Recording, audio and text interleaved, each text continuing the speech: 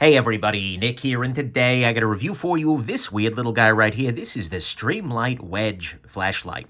Very, very interesting, very strange, and I've been looking forward to taking a look. But first off, I want to thank my Patreon patrons who make it possible for me to see something like this go, it's weird. Is it good? And then go find out. You all make the channel possible, and you gems each and every one of you. I also want to thank my buddy Arugula who sold this guy to me, which makes that even easier. So thank you all very, very much. Next thing, let's do some size comparison real quick. First off, we'll start with a standard ruler. What we're going to see here is this guy comes in right around 5.5 inches long here. And then in terms of thickness here, it's a little trickier to show that off on camera. But one thing I can say is that the thickness of this guy is actually very similar to that of a standard AA battery. Right? And so if you're curious about the thickness there, that's a good kinesthetic reference, so to speak. But you can see the thickness here. I'll put it up against also an 18650 battery. So, yeah, we can see this is, actually the width of it is bigger. It's wider than an 18650 is in terms of diameter. This has a diameter not being anyways. Moving on. Here it is against the Spyderco Delica, as always. And so what we see here is that the blade length is much shorter, given that this is a flashlight. And so there is that. And then finally, against a couple of the very common recommendations on my channel, here we go. The Through Night Neutron 2C is a very nice sort of 18650 tube light. Here is the JetBeam RRT01 version 2 with the 18650 extended tubes in there. And then here it is against a much smaller light. This is the Nightcore Tip SE, which is actually both a little bit, well, considerably shorter, but also actually a little bit thinner, right? Not if you account for the clip, but still. So what we can see here is this is not a small light, although it is much thinner than some of your 18650 based lights in the pocket. So there is that. Next thing, this is going to be a quick review because honestly, there's some good, there's some not so good, but the ultimate conclusion ain't so hard. And this is one of Streamlight's Chinese-made lights, that is. The Streamlight is a company that has some made in the U.S. production. This is not one of those pieces. So for those of you who that matters, that's something to keep in mind. So let's go ahead and jump into what I'm liking about it and what I'm not liking so much and give a final conclusion. On the good side to start with, I do like this shape, actually. I think it is a nice shape, and in a lot of ways it does have benefits relative to your 18650 cylinder lights, just in that it is much thinner. This is way easier to tuck into your back pocket or something like that. I can see that being very nice. Or it could fit very easily into, like, let's see here. I think I've got a Molly-compatible thing. Yeah, this is a VanQuest little pouch kind of guy.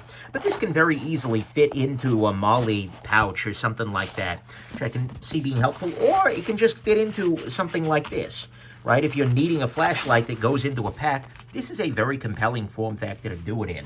So I very much do appreciate that. I think it makes it pocketable, good for pouches, and it's relatively versatile as well. So I can't really argue too much with that. That's a nice thing. Next thing, the back side of this guy is a USB-C port. In fact, if you take a USB-C cable, as I have right here, and you plug that bad boy in. Actually, it's a micro USB cable with a little adapter. But nonetheless, and you plug that bad boy in, what you see is you get yourself a red light here, and then after a while, when it's fully, completely charged, that'll turn green. So you get yourself a fully charged light in that way. But it is USB-C recharging. It's very easy, nice and straightforward. And I do appreciate that. And I like that they're using the USB-C standard because that will be the standard going forward sooner or later. And that it's nice not to have to carry another dongle or another proprietary something or another. That's good. Next thing, this guy's durable. It's IPX7 durable in terms of dust and intrusion. It's water resistant down to 1 meter. And it is built and tested for 1 millimeter drops. Whoops. 1 meter drops. That's slightly different. But anyways, so it's a reasonably durable light in that way. I also like the fact that it has a clip, and it is a nice clip. This actually feels like a deep carry clip from a pocket knife, right? This doesn't feel particularly different there. And, although they've done some annoyances like having screws up underneath the deep carry clip, which is something I always drag the knife folks for, it is a nice clip, and it is actually ambidextrous in that you could flip this clip around and mount it to the other side if you are a lefty and want to carry it in your left pocket, still being able to pull it out of the pocket and instantly have your thumb in the right place. The light itself, by the way, is, as near as I can tell, fully ambidextrous. I see no difference in using it righty versus left because, well, the thumb works on the top either way. So that's nice. Next thing, this guy has a reasonable beam pattern. If I show this off down here on the desk here, what we're going to see is that there is some area of spill toward the outside, but there is a brightest spot in the middle, so it gives you a very nice blend of flood and spot. which I think is quite good, right? You get some throw with it, but it's not crazy throwy. It's not like a spotlight style thing. This is a very good beam pattern for everyday carry. I liked it very much in that way.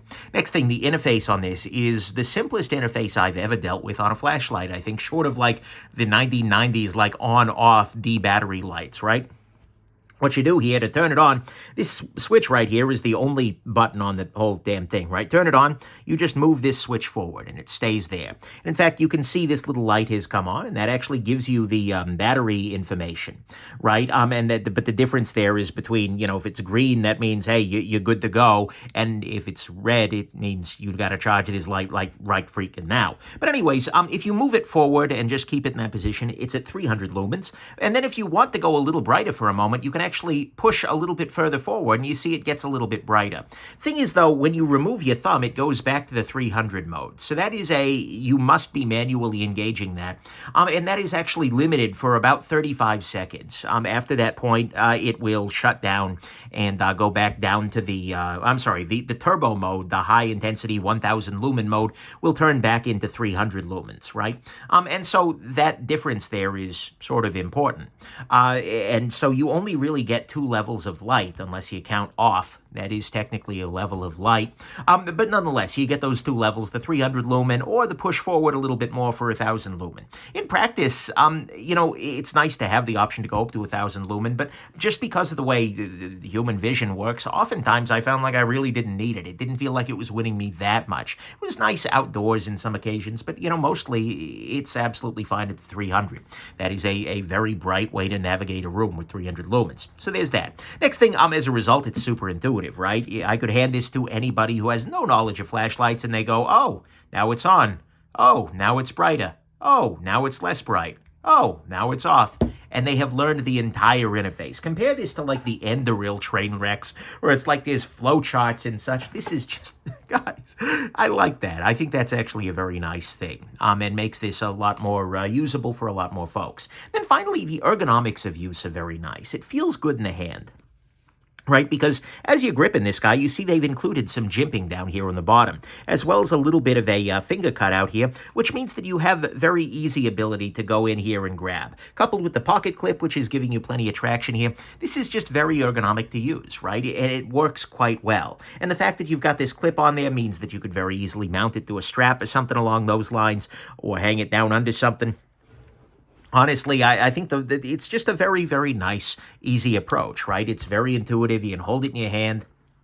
Hold it in your hand at the same time you're holding something else, probably. It's a good ergonomic kind of piece, right? I think this form factor is compelling in a number of ways. So, and it's got plenty of grip, by the way. I have relatively small hands, and I could get an extra 3 fingers on there if I had them. So, that's a nice thing. And to me, all that's the good, is that it's got nice ergonomics of use, super intuitive, very simple interface. It has a nice beam pattern, a nice clip. It is built for durability with USB-C recharging, although that is open on the back, but it's still waterproof, apparently. And it has a very nice shape. On the bad front, it's a polycarbonate lens on that. Usually I don't bring it up, but at this kind of a price, it does feel like a bit of a cut corner. And that price, by the way, that we're working up to is $100. Next thing, this does not have a lockout mode. There is no way to disable the ability for this to come on. Actually, to be fair, there is. If you put like a zip tie right around here, then you literally can't physically move the switch. But at the same time, that's kind of a little bit weird, right? Especially for shipping and long-term storage. So, little detail, but it is a little frustrating. Next thing, there is no real strong battery indicator, right? Like when you turn it on, you get this little green light here. But for the most part, that's just telling you like your light is about to die, rather than I can't look at this and know right now if this is at 75% to 50% to 0%. Well, okay, no, it's not at 0%, but nonetheless, I have a very low amount of battery information here. So you end up just charging it probably more often than you need to. Next thing, this is much larger than a lot of your entrants that are able to generate very similar amounts of light, right? I mean, 1000 lumens is certainly nice, but it's not out of line for a lot of these guys out here, and this is longer than those. And frankly, you can get a very... it's not exactly the same amount of light, but you can get a good portion of the light that you get out of the regular output mode out of something like the Tip SE here, right? for a much, much smaller size. Given the runtimes are going to be lower, but still, this ends up feeling like a very big light for the amount of runtime that you end up getting for it. And actually, that brings us to the next point here, which is that the runtimes aren't amazing here, right? This is 3 hours total is the longest runtime you can get with this guy activated. That's in that 300 lumen steady state setting. If you go up to burst in the higher setting, that will reduce your runtimes further, but nonetheless, this is a 3 hour or less flashlight.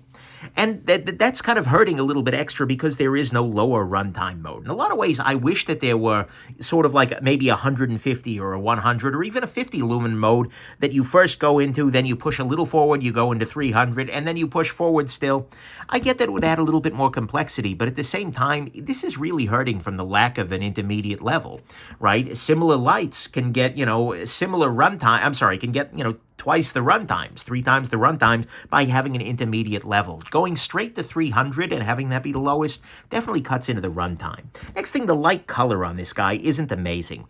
This is a little hard to show off here, but at the same time, what you're going to see is it's very white in the middle here. Then there's kind of a ring of yellow, and then it goes back out to a white there. This is not at all uncommon. Many flashlights have this, made by many different manufacturers, but it's still not necessarily amazing when you compare it to something that has got a very uniform color like this little guy from Lumentop, or even the Jet Beam here. Again, there's a little bit of yellowing on the outside here, but it feels like a very unsatisfying light coloration. And especially at this kind of a price, I want everything to be satisfying. Next thing, this guy has a non-replaceable battery. It does, in fact, have these 4 screws, right? And those 4 screws are just Allen key, I believe, 1/16 Allen key screws. But when you take it apart, you realize that the entire inside of it is one component and that it is all resined together. Like it feels like it has been done in a bath of resin. And I get that from a perspective of durability, right? You don't want things to be rattling around. But at the same time, this means the battery is non-replaceable. This has an expiration date. Any battery will lose its charge over time, right? As you use it more and more, you will get less and less capacity. And when this battery reaches a point where the capacity goes away, you have literally no choice but to just chuck the whole damn thing, right? And that's really unfortunate. I get that they're doing a novel form factor, and I'm much more open to, non-replaceable batteries and weird form factors. But at $100, I don't like the planned obsolescence of this guy. I'd like for them to at least have some kind of an offer where, ship yours back and we'll put a new battery in it for free or something like that, right?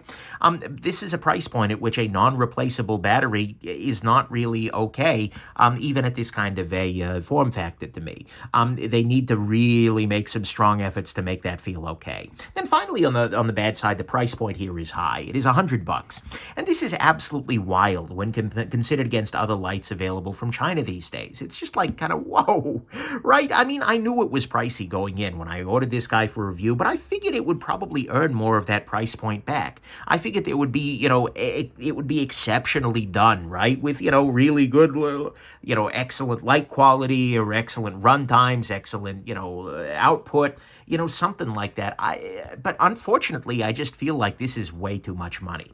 I could readily recommend this light at $50. If they come in there, this would be like, yeah, go ahead and pick one up. Sure, why not? It's got an expiration date, but who cares? Yeah, okay, the runtime isn't amazing, but but at $100, it's just like, I don't know, right? At this price point, the competition is very, very strong, and this just doesn't hold up.